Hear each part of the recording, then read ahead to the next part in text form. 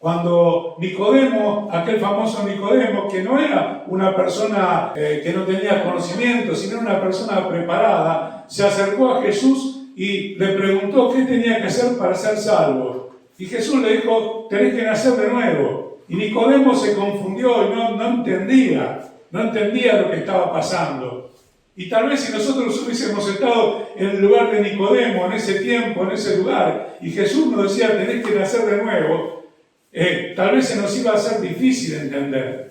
Pero nacer de nuevo significa nacer a la nueva naturaleza en Cristo. Cuando Jesús me perdona mis pecados, me limpia y hace una obra restauradora en mí, entonces dice la palabra, y esto lo repetimos siempre, y es tan importante tenerlo en claro, nuestra identidad cambia y ahora pertenezco. Dice la palabra que a los que recibieron a Cristo en su corazón, a los que creyeron en Él, Dios le dio potestad de ser hechos hijos de Dios. Entonces ahora esta palabra llena mi corazón, porque no soy un asociado, no soy un hijastro, no soy alguien que cuenta con cierta protección, sino que soy hijo de Dios. Vos sos una hija, un hijo de Dios, si creíste en Él, si lo recibiste en tu corazón, si sentiste la limpieza y el perdón de pecados y lo tomaste para vos, esa obra redentora de la cruz del Calvario, tu identidad cambió. Entonces ahora tenés a quién pertenecer. Pertenezco a Cristo, ¿no? Hay una canción muy antigua que a mí me gustaba mucho escucharla y me sigue gustando. Ya pertenezco a Cristo. Y es importante saber a quién pertenezco. ¿A quién pertenezco? Seguramente que si yo no soy futbolero para nada, ¿no? Pero si preguntaría a alguno que es por ahí que es de River y le digo, ¿vos sos de Boca? No, esto es imposible, ¿no? ¿Por qué? Porque hay una pertenencia. Pero en mi vida espiritual también tiene que haber una pertenencia. Yo tengo que tener claro a quién pertenezco. Entonces, ¿qué pasa acá? Los que pertenecen a Cristo, ¿qué hicieron? Tiene que haber algo que me identifique como que ahora pertenezco a Cristo. Y han clavado en la cruz. Esta es una cruz figurativa, una cruz imaginaria, una cruz espiritual. Es un simbolismo de que llevaron allí a la cruz de Cristo, llevaron dos cosas que actúan directamente sobre la vida de las personas, sobre las conductas y los resultados de la vida, aún de las batallas de las tinieblas, se perciben, se notan, se ven en la vida física, en la realidad nuestra de todos los días. Cuando no podemos vencer, cuando nos sentimos frustrados, cuando sentimos que esa palabra de victoria y de bendición que escucho en la iglesia, como decía el hermano que predicó, que habló anoche, dice, yo no veía ese Cristo que bendice. ¿Pero por qué? Tiene que haber un porqué, tiene que haber una explicación a esto. Y lo importante es saber que Dios no es un Dios misterioso, sino que todo lo que tiene para decirnos está aquí en la palabra. ¿Amén? Amén. Entonces vos no te vas a quedar con la intriga de por qué habrá dicho esto, qué habrá buscado con esta palabra, porque todo lo que está escrito aquí dice la palabra que es para nosotros. Y aún aquellos testimonios que encontramos en la Biblia fueron traídos para nosotros, para que apliquemos esas enseñanzas, para que apliquemos esos resultados, para que apliquemos esas experiencias a nuestra vida. Pero estos dos factores son las pasiones y los deseos de la naturaleza pecaminosa. Entonces, estos dos factores que operan en la vida también determinan los resultados. También determinan que las cosas no salgan como nosotros creemos que deben salir o como deberían salir. Y a veces quizás vemos que tal vez Dios se pensó que nosotros no valíamos lo suficiente y nos abandonó. Y esto no es así. Dios nos ama hasta el último día de nuestra vida. El amor de Dios es eterno y va a estar sobre nosotros. Él nos cuida, Él nos ama, Él nos anhela celosamente, como dice la palabra. Pero está esperando de nosotros un resultado que tiene que nacer de una iniciativa personal, de tomar la decisión de decir, yo voy a llevar a la cruz esto, porque ya no quiero vivir más con esto. Ya no quiero hacer más una vida y cuando voy a la iglesia canto y disfruto y digo qué lindo que está, y después en la realidad de todos los días recibo un golpe atrás de otro golpe, porque muchas veces el Señor busca de determinada forma de hablarnos para que nosotros podamos entender el mensaje y ver que nuestra vida está cambiada por su poder. Pero ¿sabes que hay algo que también repetimos mucho? Que el Señor no entra a nuestro corazón derribando la puerta. Él no derriba tu voluntad si vos no se la entregás a Él. Él no derriba la puerta de tu corazón y impone cambios, sino que está esperando que vos abras la puerta del corazón. Que nosotros tomemos una decisión personal de decir, yo creo en esto, yo voy a aplicar esta palabra a mi vida, yo voy a llevar allí a la cruz mis pasiones y mis deseos de naturaleza pecaminosa, porque ya no me siento más identificado con esto. Entonces esto determina un antes y un después, porque yo tengo que pensar de que si Jesús está conmigo y ahora yo le pertenezco siempre y todos los días de mi vida.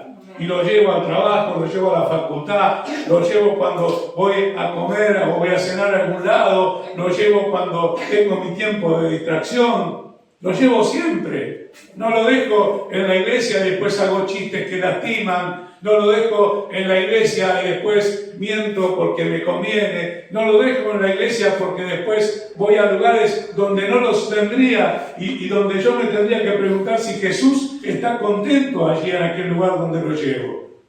A ver si Jesús está contento de que este lugar donde yo voy está cómodo Jesús. Me tendría que preguntar eso. Si allí donde voy yo, Jesús puede estar conmigo. O si le digo, Jesús, acá quédate en la puerta porque esto no está tan bueno. Y yo sé que no está tan bueno, pero igual entro porque digo, Jesús no se va a enojar conmigo. Entonces pierdo mi pertenencia. Y allí donde pierdo mi pertenencia es donde avanza aquel que está interesado en recuperar esa pertenencia. Entonces busca de luchar y busca la ocasión donde puede ingresar a tu vida de alguna manera. Entonces es importante que nosotros podamos tener en claro nuestra pertenencia, pero también es importante que cuidemos esa pertenencia. Cuando la palabra de Dios, Jesús dice, sean santos porque yo soy santo, no quiere decir que nos vamos a disfrazar de santulones con alguna determinada ropa, sino que tenemos que guardar la santidad, porque sin ella nadie verá al Señor. Y si yo quiero alcanzar la herencia, tengo que encuadrar en aquellos requisitos que el Señor me da para que yo pueda alcanzar la herencia. Seguramente que alguna vez vimos alguna película media divertida o comedia de alguno que recibió una herencia y cuando abrieron el testamento dijeron, bueno, vos tenés que en 48 horas buscar una esposa y casarte o algo así, ¿no? El testamento era grande, pero había que cumplir con ese requisito, ¿no? Si no, no había acceso a la herencia. Y la herencia es algo porque lo que nosotros batallamos en todo a lo largo de nuestra vida. Porque nosotros predicamos que nuestra vida no termina cuando nos ponen en una caja y ahí se terminó la historia, sino que ahí comienza la historia. Porque mi mirada está puesta en lo eterno, no está puesto en lo pasajero. Pero lo pasajero nos atrae y nos seduce muchas veces, porque yo no siento lo mismo ahora que tengo 67 años que cuando tenía 20, o cuando tenía 15 o cuando tenía 40. Pero a lo largo del tiempo vamos entendiendo que hay un punto de quiebre al cual nos acercamos inexorablemente y ahí apunta la eternidad. Quizás cuando tenía 30 años no predicaba así, pero hoy lo entiendo de una manera más cercana. Pero también te ayuda a entender las cosas en la medida de que vos caminás con Dios y sentís la seguridad de pertenencia. Yo vuelvo a repetir algo que dije el otro día. Cuando en los últimos días Daniel sabía que se iba y él no estaba preocupado porque sabía dónde iba. Porque cuando vos vivís caminando con el Señor durante toda una vida, aprendés a confiar en aquel que está caminando al lado tuyo y aprendés cada día que tenés que valorar esa herencia. porque esa herencia no está fija e inexorable, sino depende de mi pertenencia. ¿A quién pertenezco yo? ¿A quién pertenezco yo? Dice la palabra en Gálatas capítulo 5, un poquito más arriba, en el versículo 16. Por eso les digo, dejen que el Espíritu Santo los guíe en la vida. Entonces no se dejarán llevar por los impulsos de la naturaleza pecaminosa. Entonces acá tengo una respuesta.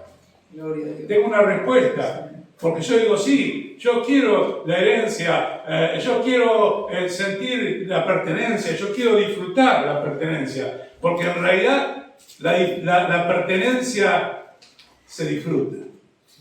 Vos sabés que es una bendición que te puedas levantar cada día y decir, gracias Señor por esta mañana que me das. Gracias porque me puedo parar sobre mis pies. Gracias porque puedo salir a trabajar. Gracias porque pude dormir en una cama. Gracias porque siento tu mano de amor sobre mi vida. Porque puedo doblar las rodillas, o si no puedo doblar las rodillas, parado, sentado y sentir tu abrazo de amor.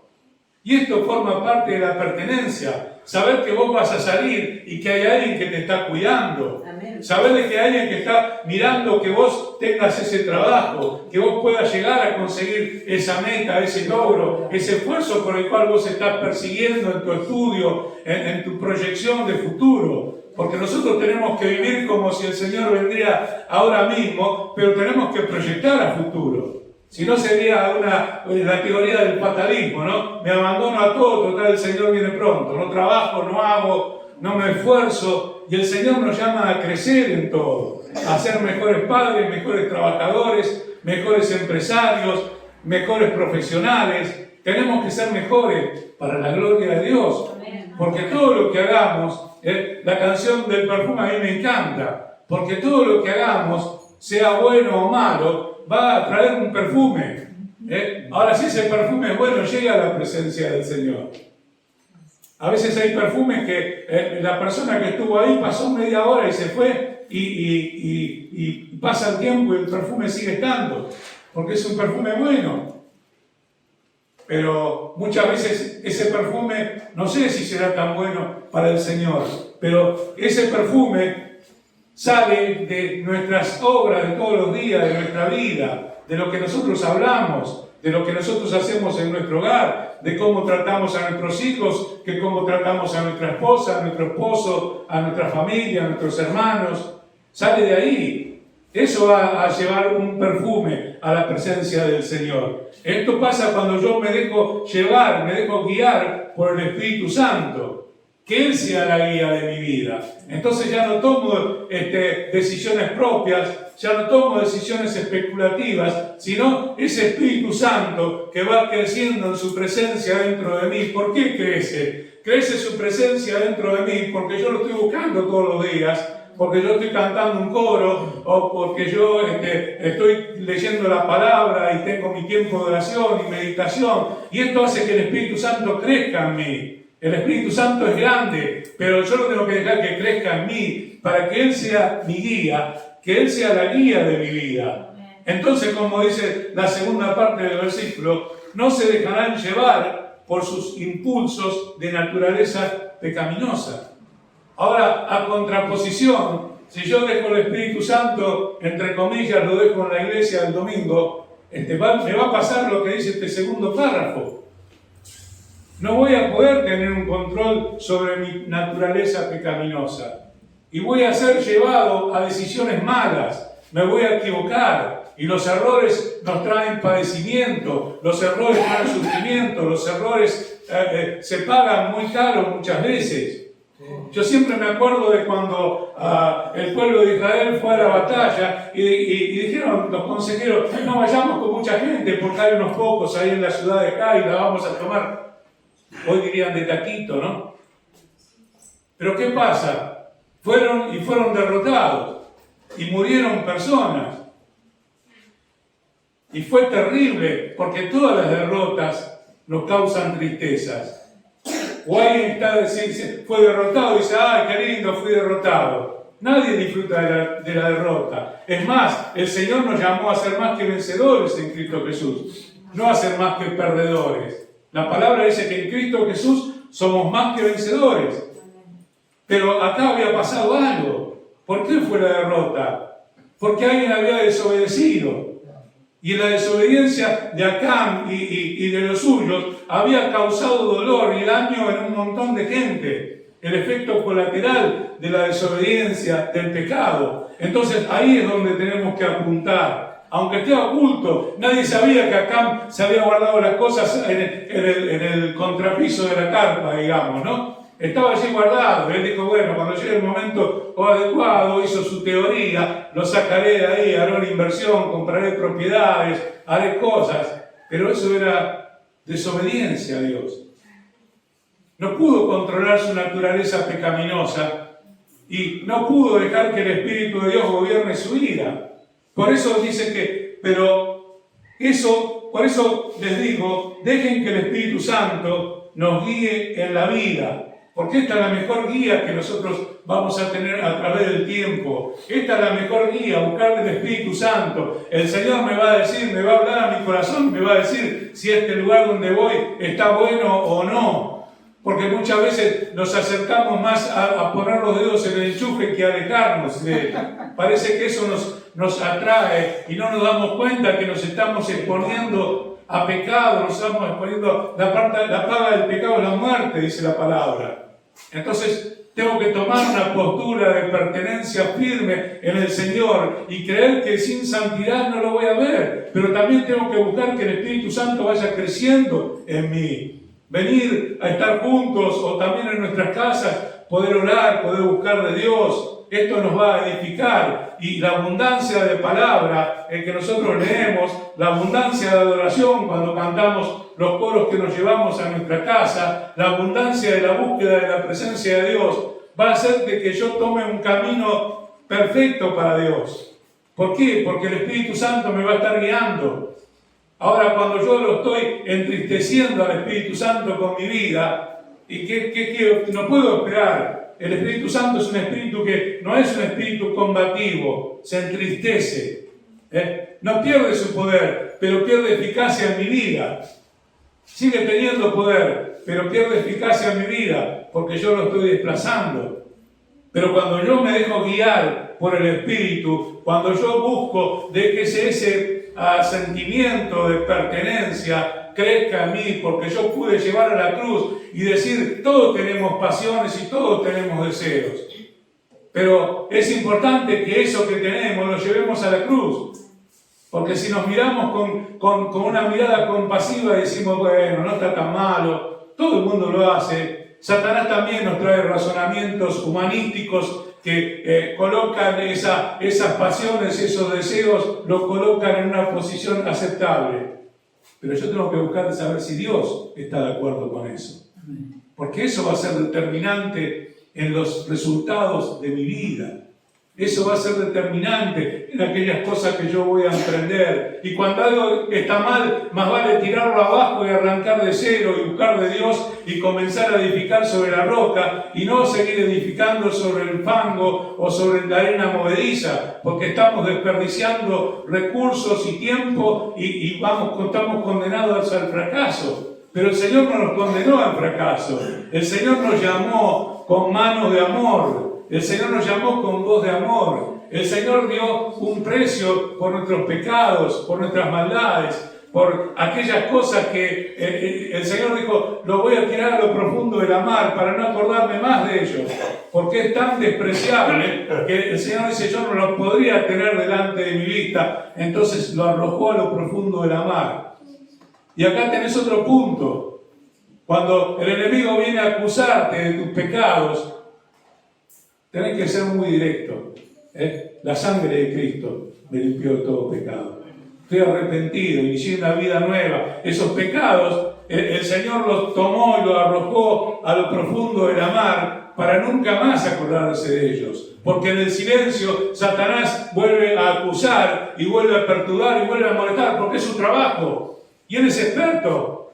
Si vos querés a alguien que sea especialista en esto, ahí lo tenés. Él es experto. Pero a pecado arrepentido, cuando vos te arrepentís de pecado, ese pecado está perdonado y ahí empieza una nueva vida. Ahí empieza una nueva vida. Y la gran noticia es que mientras estamos en esta vida tenemos oportunidad de arrepentirnos y comenzar una nueva vida. Y que el Señor no te va a pedir cuenta por lo que fue, porque ya te arrepentiste, ya entregaste a Él tus pasiones, entregaste a Él tus impulsos. Y ahora Él está trabajando en tu vida. Y Él es tu ayudador. Pero lo importante es anhelar esa ayuda. Y decir, esto no es bueno para mí, no lo hago, resisto. Y cada uno tiene su punto. Algunos tienen determinada seducción por sobre determinadas cosas, hay factores que pueden operar sobre su vida. Algunos tienen inclinaciones a diversas cosas y no vamos a hablar de ellas porque podrían ser muchas. Pero yo tengo que tomar la decisión. Y tengo que decir, en el nombre de Jesús renuncio a esto. No lo quiero más, ni cerca de mi vida. Y Dios, que es tan bueno, te fortalece en esa decisión. Porque Dios está allí al lado tuyo diciendo, estoy de acuerdo con esta decisión que tomaste. Pero cuando digo, esto no es tan malo, lo sigo haciendo, me estoy engañando a mí mismo. Por eso que la palabra de Dios dice en 1 Corintios que nos tenemos que examinar a nosotros mismos. A nosotros mismos. No que alguien venga y me examine y si no me toma examen, mejor porque paso de largo y no me agarró la mesa examinadora y pasé. No, yo me tengo que examinar a mí mismo. Esto dice la palabra. Dice, entonces, no se dejarán llevar por los impulsos de la naturaleza pecaminosa. El versículo 17, la naturaleza pecaminosa desea hacer el mal. Que es precisamente lo contrario de lo que quiere el Espíritu. Fíjate cómo la obra del Espíritu revierte las cosas. Y el Espíritu nos da deseos que se oponen a lo que era la naturaleza pecaminosa. Estas dos fuerzas luchan constantemente entre sí. Esta es la batalla de la cual nos habla Efesios 6. Luchan constantemente. No es que vos podés decir, ya me quedo tranquilo porque ya lo superó. Porque sabés que cuando el enemigo venga a tu vida, no te va a poner un cartel. Atento que dentro de 2 días vendré y te haré una tentación para que caiga. No, vas a estar caminando y de pronto, ¡pum!, aparece. Aparece. Yo me acuerdo de algo que me pasó recién me había recibido, y una persona que me conocía de antes, que hacía años y años que no lo veía, y me dice, quisiera hablar con vos, ¿cómo estás? Tanto tiempo. Y bueno, nos encontramos en un lugar, me invitó a almorzar, un lugar muy lindo. Ya cuando te invitan a un lugar lindo, algo tiene que haber, porque como decía mi mamá, no da puntada sin nudo, ¿no? Entonces me hizo una propuesta, pero me hizo una propuesta que a mí me interesaba esa propuesta. Y si vos no estás preparado para eso que viene de repente, yo no sabía lo que él me iba a proponer. Iba a ser un cambio grande en mi vida. Y yo estaba buscando el producto de eso, no de esa manera. Pero el diablo sabe dónde tentarte. ¿Por qué? Porque él no conoce tu corazón, no conoce tus pensamientos, pero sí conoce lo que vos hablás. Él conoce el lugar donde estás. Él sabe si en el lugar donde estás hay pecado. Él sabe que si el lugar donde estás está gobernado por las tinieblas o no lo está. Ahora vos decís, ¿cómo lucho contra todo eso? El Señor te va a ayudar a luchar. Pero vos tomás la decisión. Porque el Señor no te va a arrancar una decisión. Porque el Señor le dio al hombre, como su creación máxima, le dio la facultad de elegir las cosas que iba a hacer. Elijo, voy para allá, voy para acá. Y el Señor no va a violentar esa libertad de elección que nos dio a nosotros. Pero es responsabilidad nuestra tomar esas buenas decisiones. ¿Por qué? Porque esas dos fuerzas que batallan permanentemente no se quedaron acá en la historia que nos cuenta el apóstol cuando escribe esta carta, sino que siguen operando de la misma manera. incesablemente. Dice, la naturaleza pecaminosa desea hacer el mal, que es exactamente lo contrario de lo que quiere el espíritu con mayúscula. Y el espíritu nos da deseos de lo que se oponen a lo que desea la naturaleza pecaminosa. Estas dos fuerzas luchan constantemente entre sí. Entonces ustedes no son libres para llevar a cabo sus buenas acciones, si es que el Espíritu de Dios no prevalece. Y nosotros tenemos que apuntar ahí, hermanos. El Señor nos llamó por algo. El Señor quiere hacer cosas en este lugar, en esta iglesia, en tu vida, en mi vida. Yo los veo bendecidos, los veo victoriosos, los veo llenos de la presencia de Dios, los veo que ustedes levantan sus manos y oran y el Señor derrama de su presencia. Y esa presencia derramada sale de acá, de este recinto, y se traslada a las casas, a las personas, a los lugares de trabajo, allí donde vos estás, donde vos te movés, y el Señor hace milagros, y las almas vienen al conocimiento de la verdad. Las almas dicen, ¿qué te pasó a vos? ¿Cómo podés vivir de esa manera? ¿Cómo puede ser de que está todo pato para arriba y vos estás feliz? Porque no estás cantando la felicidad, sino que te veo que estás feliz. A veces a nosotros tendríamos que hablar con un cartel que nos diga soy feliz, porque por ahí nos encontramos en la calle y no nos vemos con cara de felicidad. Y el Señor hizo algo por nosotros. El Señor nos dio la pertenencia, pero nosotros tenemos que cuidarla. Nosotros tenemos que permanecer en Él. Dice la palabra, si permanecéis en mí y mi palabra en vosotros, pedid lo que quieras, ¿qué más? Que será hecho. Y será concedido. Pero yo permanezco, la palabra de Dios permanece.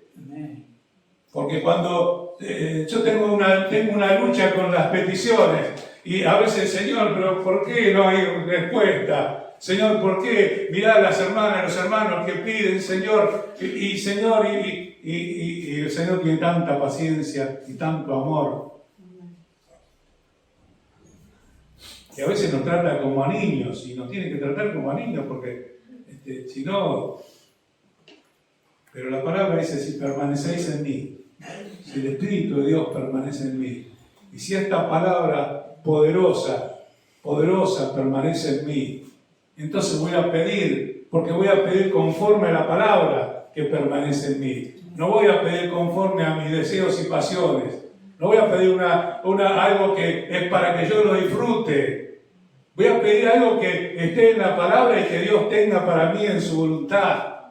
Y Dios me va a bendecir, me va a dar días de cuidado donde voy a poder caminar por la niñez, voy a poder caminar por la juventud, voy a poder caminar por la adolescencia, voy a poder caminar por la adultez, voy a poder caminar por todos los tramos de la vida, viviendo que Él está a mi lado y yo puedo agarrarme de su mano, y cuando la tempestad se mueve un poco, te agarras más fuerte y sabes que Él está allí y te está cuidando como un poderoso gigante.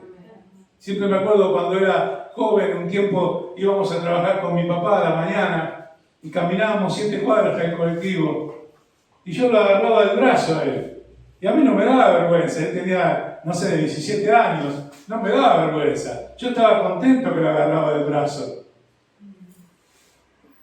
Y ahora me puedo agarrar el brazo de papá. Pero por ahí a veces me olvido que me puedo agarrar el brazo de papá. Y digo, Señor, y esto y aquello. Yo estoy acá como un poderoso gigante. Falta que el Espíritu crezca en mí.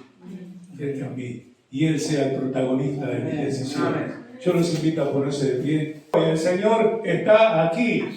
¿Para qué está? Para salvar, para sanar, para quebrar toda obra del mal, dice, ¿no? Para quebrar toda obra del mal. Esa obra tiene que ser quebrada en el nombre de Jesús. En esta mañana vos tenés que tomar una decisión y tenés que empezar a ponerla en práctica, que esa obra del mal sea quebrada en el nombre de Jesús. Tenés que proclamar que el Señor está aquí. Todos los días, a cada rato, proclamarlo, porque eso también te va a mantener despierto o despierta del lugar donde estás. Si realmente el Señor está en este lugar, porque lo que se escucha no es bueno. No sé si el Señor está en este lugar. Si lo que se hace no es bueno, no sé si el Señor está en este lugar. Pero cuando estoy seguro que el Señor lo llevo conmigo y el lugar es como para que el Señor esté, el Señor está. Para salvar, para sanar, te va a usar tu vida para alcanzar a personas que conozcan a Cristo. Va a obrar sanidad. Dice la palabra en Lucas 5 que el poder de Dios estaba con él, con Jesús. El poder de Dios estaba para sanar, pero también para romper toda obra del mal. Esa obra que está tejiendo el enemigo en la oscuridad y bueno, no te puedes enterar qué es lo que está pasando. En el nombre de Jesús tenés que declarar que Él está aquí para romper toda obra del mal. Que no va a haber fuerza del mal que prevalezca sobre tu vida si estás plantado, cimentado en el Cristo de poder, sobre la roca eterna. Nada te va a mover de ahí. El Espíritu del Señor. El Espíritu del Señor. Vamos a orar al Señor. Cerra tus ojos. Señor, te damos las gracias por esta mañana, Señor. Porque es una mañana de bendición. Donde todos, desde allí, desde el fondo de la pared hasta la puerta, todos recibimos tu palabra, Señor. Todos la escuchamos. Todos la escuchamos, Señor. Porque vos sos tan bueno que me permitís a mí escuchar, Señor.